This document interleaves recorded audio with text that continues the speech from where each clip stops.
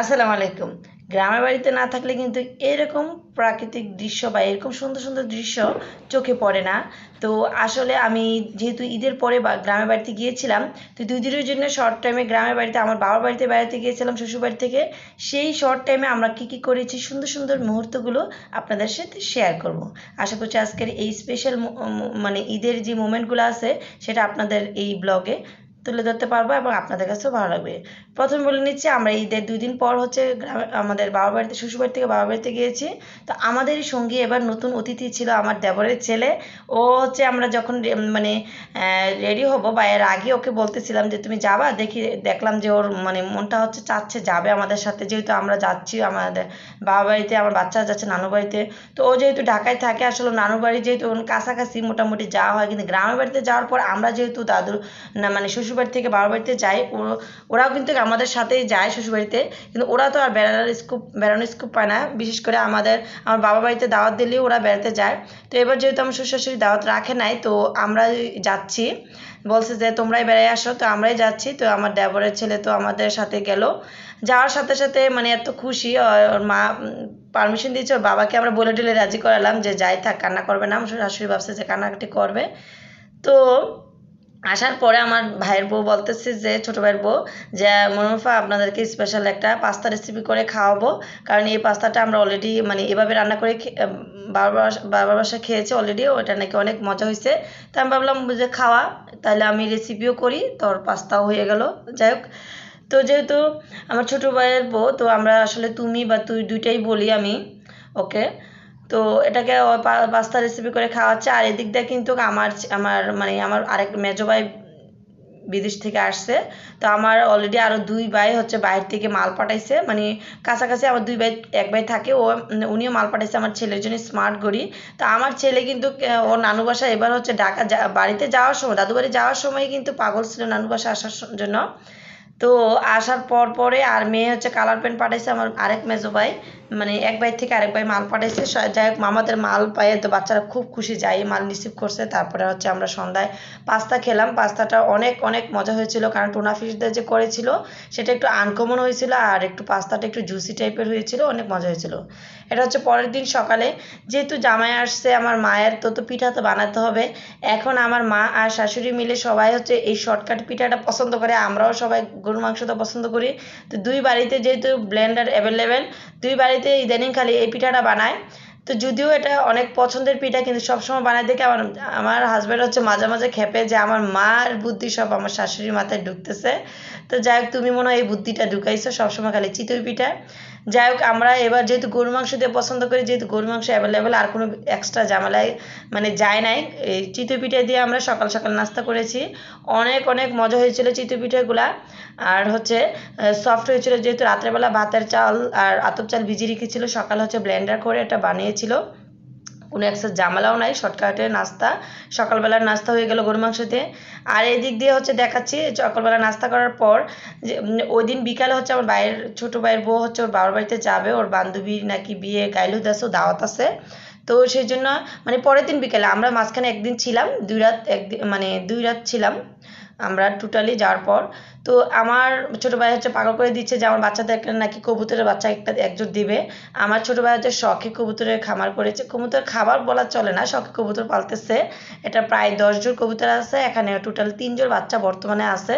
তো এটা হচ্ছে পালার প্রিপারেশন ছিল, তো আমরা যাওয়ার পর তবুও জবাই করে এটা আমাদেরকে দিয়ে দিল। আর হচ্ছে বাকি 2 জোড় আছে, সবগুলো আমাকে নামায় নামায় দেখালো, আমি সবগুলো দেখলাম। অনেক মানে দেখতে তো ভালোই লাগে, কিন্তু পালাটাও আমার কাছে ভালো লাগে না এই পরিষ্কারের জন্য। যাই হোক, এইদিকে যেহেতু আমার মেয়ের জামাই আসছে, তাকে তো দেশি মুরগি খাওয়াতেই হবে। এদিক দিয়ে দেশি মুরগি দিয়ে একটু ঝাল ঝাল হচ্ছে মাংস রান্না করা হবে, একটু ঝাল টাইপের, মানে রোস্টের মতো করেই রান্না করা হবে, বাট একটু ঝাল রোস্ট রান্না করা হবে। তো টুকরাগুলো এই জন্য মাঝখান দিয়ে 4টা 8টা করা হয়েছিল। আর এদিক দিয়ে আমার বাবা হচ্ছে বাজার থেকে হচ্ছে দেশি একদম গোমতী নদীর মাছ নিয়ে আসছে, এগুলো হচ্ছে আমার ভাইয়ের বউ আর ছোটো ভাইয়ের বউ আর হচ্ছে আমার মা কাটতেছে। আর আমি হচ্ছে দাঁড়া দাঁড়া তরকারিটা, আম্মা বলছে যে তুই বসা তরকারিটা, আমরা হচ্ছে মাছগুলো কাটি। তো এই মাছগুলো পাইয়ে ভাবতেছি যে তরকারি বাদ দিয়ে গরুর মাংস মুরগির মাংস তো খাই, আগে দেশি মাছ খাবো। যাই হোক, দেশি মাছটাও অনেক মজা হয়েছিল। অনেক দিন পর গোমতীর টাটকা মাছ মানে সাথে সাথে এনে সাথে সাথে মাছ রান্না করা খেলাম। আর এদিকে যেহেতু একদিনের সময়, আসলে সময়ও কম, আমরা হচ্ছে মাঝখানে একটা দিন ছিলাম। তো দুপুরে হচ্ছে আমার মা হচ্ছে সব আয়োজন করলো, যে মুরগির মাংস একটু ঝাল রোস্টের মতো করে, তারপর হচ্ছে পোলাও, মগজ, এদিক দিয়ে মগজও খেতে হবে, মগজ একদম ভুনলাম। মগজটা আমি আবার একটু ভ্যাপার দিয়ে সিদ্ধ করে রগগুলো বেছে নিলাম, বেছে তারপর ভুনলাম। আর এদিকে আমরা যখন কবুতরের বাসা দেখতে গিয়েছিলাম, তখন এই পাক মানে পেঁপেগুলা পেকেছিল গাছে। তো এটা দেখার পর আমরা ভাবতেছিলাম যে আম্মাই বলবো যে আমাদের কিসমতে এই গাছগুলো মানে পেঁপেগুলো পেকে আছে। এই পেঁপেগুলো অনেক অনেক মিষ্টি। তো মোটামুটি আধা ঘন্টার পর আমার আব্বা যেহেতু বাজার থেকে এসে নাস্তা টাস্তা করলো, আমি ওই দিক দিয়ে মুরগিটা বসায় ঝুল টুল দিয়ে আসা দেখি কি অলরেডি মুখ দিয়ে ফেলছে বাদুরে। তো যাই হোক, দেখুন কত সুন্দর সিস্টেমে আমার আব্বা হচ্ছে এই পেঁপে পারে আমাকে বাঁশ ধরতে দিল। যেহেতু দুইজন লাগে, আমি আসলে মোবাইল দিয়ে ভিডিও করতে যাই, দেখুন অলরেডি দুইটা ঠোকর দিয়ে ফেলছে, দুইটা একদম টাটকা পেঁপে। আসলে এই পেঁপেগুলো অনেক অনেক মিষ্টি, এই জন্য একটু পাকা মাত্রে যদি পাখি দেখে, পাখি রাতে আর থাকে না আসতো, এরা খেয়ে নেয়। আপনারা যারা উঁচু গাছে পারবেন এবার বাঁধতে পারেন। আমার আব্বাকে জিজ্ঞাসা করতেছি এই বুদ্ধিটা কই থেকে শিখছেন আপনি। যাই হোক, এখানে হচ্ছে দুইটা পেঁপে ছিল, এই দুইটা পেঁপে হচ্ছে আমার আব্বা বারবার চাচ্ছিল যে একটা পেঁপে ফালাবে। পরে যেহেতু একই ডেটিতে ছিল, দুইটাই পেকে মানে এসে গেছে, আমরা অনেক কষ্টে নামাইছি, এই জন্য আপনাদেরকে ভিডিওতে দেখাতে পারি। এখন তিনজন থাকলে সুন্দরভাবে দেখাতে পারতাম।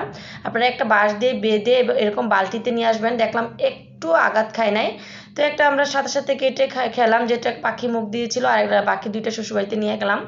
তো যাই হোক, পেঁপেগুলো অনেক মিষ্টি, আর আমরা অলরেডি এই গাছে আলহামদুলিল্লাহ অনেক অনেক পেঁপে খেয়েছি, অনেক ঢাকা পাঠাইছি আমার শ্বশুরবাড়িতে, প্লাস হচ্ছে আমাদের বাড়িতে মোটামুটি সবাই এই গাছের পেঁপে অনেক খেয়েছে।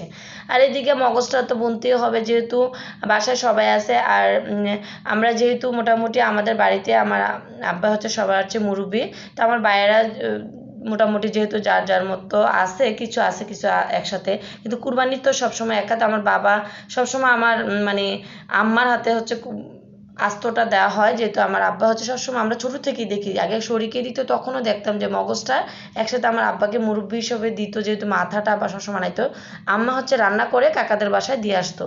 তো যাই হোক, যেহেতু কাকারা আমাদের সাথে কুরবানি দিয়েছে, তো আমরা হচ্ছে এটা ভুনতেছি, যাতে করে ঈদের পর আমরাও সবাই একটু একটু খাবো।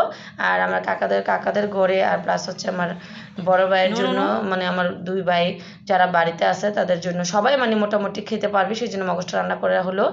আর এদিকে রান্না টান্না হলো, সব শেষ। আমার ছোটো ভাইয়ের বউ তো চলে গেল, আমরাও রাত্রের খাবার টাবার খেলাম, পরের দিন সকালে চলে আসলাম। এই যে সকালে যেহেতু আমার আম্মার ডিউটি, যেহেতু আমার বাইরের বউ চলে গেছে, ওর হচ্ছে ডিউটি থাকে। আমার ছোটো ভাই আসলে শখে কবুতরগুলো লালন পালন করতেছে, তো ওর শখ থেকে কিন্তু এই বিল্ডিংয়ে একদম ফুটো করে তারপর হচ্ছে নেট দিয়ে ঘর বানানো, যাতে কবুতরগুলা মাঝে মাঝে আমার ছোটো ভাইয়ের বউ বাবার বাসা গেলে বা আমার আম্মা তারা বাড়িতে না থাকলে এরা যাতে একটু ছাদের মানে বাইরে যেতে ঘোরাফেরা করতে পারে। দেখুন কত সুন্দর করে ঘর বানিয়েছে, এতে করে বাইরের কাক বা কোনো পশু পাখি যাতে এসে মানে কবুতরের বাচ্চা চুরি করে না নিতে পারে বা না খেতে পারে, বা কবুতরও যাতে না নিতে পারে, ছাদ দিয়ে দেখুন একদম বাইরে ব্যবস্থা করে রেখেছে। এমনি দেখতে ভালো লাগে, আমার আবার কবুতর পরিষ্কার করাটাই বেশি ঝামেলা লাগে। এই যে নেটটা সরিয়ে দেয় সকাল হলে, আর হচ্ছে সারাদিন ঘোরাঘুরি করে আবার ঘরে চলে যায়। যেদিন হচ্ছে একটু বেড়াতে চলে যায় বা ঝামেলা মনে করে, তখন হচ্ছে আর নেটটা খুলে না, ওই ভিতরেই খাবার দিয়ে রাখে, ভিতরে হচ্ছে খাবার খায়। যাই হোক, কবুতর খাবার খাওয়াতে কবুতর হচ্ছে দেখতে ভালো লাগে। তো যাই হোক, আমার মতো কে কে আছেন যে কবুতর খাবার খাওয়াইতে আর দেখতে ভালো লাগে, পালতে পছন্দ না? কারণ কবুতর হচ্ছে এত নোংরা করে, এত খাবার খায়, আর এত পায়খানা করে, এটি পরিষ্কার টরিষ্কার করা একটু ঝামেলা। যাই হোক, আমার ভাই হচ্ছে শখে পালছে, ও ইটালি থেকে আসছিল ছুটিতে, এসে এই কাণ্ড কারখানা করে গেছে। যাই হোক, করে টরে আমরাও 2 দিন লাগে বেড়ালাম। আর যে কবুতরটা দিল সেটা রান্না করার সময় পাই না, যেহেতু একদিনে আসলে এত কিছু করা সম্ভব না। সে কবুতরের বাচ্চাটা অলরেডি দিয়ে দিয়েছি, যাতে করে আমরা বাসায় নিয়ে বাচ্চাদেরকে রান্না করে খাওয়াতে পারি। যাই হোক, আমরা গাড়িতে বসে গোল করে একদম কাঁঠাল টাঠাল নিয়ে বাড়ির থেকে একদম চলে যাচ্ছি শ্বশুরবাড়িতে। আর আমার দেবরের ছেলে তো খুব খুশি, মানে আমাদের সাথে বেড়াতে পারছে। ওর কোনো কান্নাকাটি ছিল না, কোনো কিছু ছিল না। আমি তো ভয়ে ছিলাম যে রাত্রেবেলা নিয়ে কান্নাকাটি শুরু করে মায়ের জন্য, যাতে করে আবার রাত্রেবেলা আবার নিয়ে যেতে হয় শ্বশুরবাড়িতে।